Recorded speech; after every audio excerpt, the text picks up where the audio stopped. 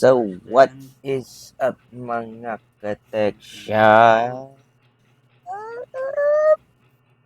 So, for today's video mga kateksya, I have here a Xiaomi Mi A3 phone. And problem is it shuts off itself. So, if you're interested in this video mga kateksya, don't forget to like and subscribe to my YouTube channel. Alright, let's go. So here mga ka-tech shop, I did not apply heat on the back cover. I just used blade and this thin plastic because the back cover for this model is a glass and we don't want to break it, so we have to do it very slowly and carefully. And after removing the back cover, I had to clean the glue and then remove the screws at the top cover so we can have access to the battery, the charging flex cable, and LCD flex cable.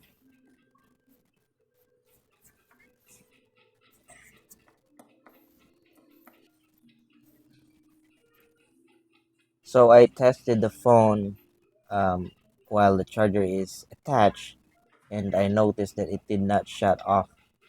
But as soon as I remove the charger, it shuts off. So something is going on, obviously, and its battery.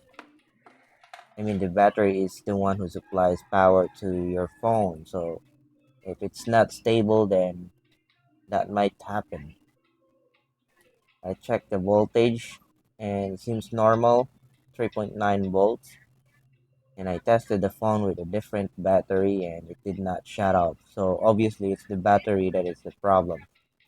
So I had to remove the battery for this phone and investigate on the circuit board for the battery. It's the BMS, the battery management system.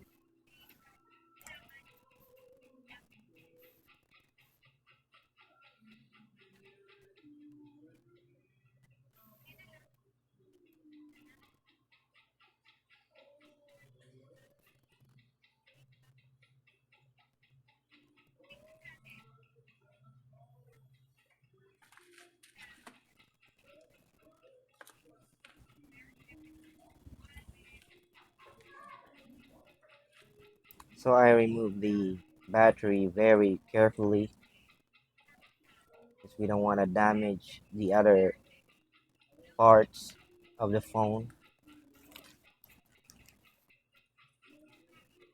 And when removing the battery, you'll have to be patient, mga ka-shop. And then I check the circuit board for the battery. And then this specific component is, so for Android phones, mga ka-shop, you'll see that fuse on the battery. And if you drop the phone,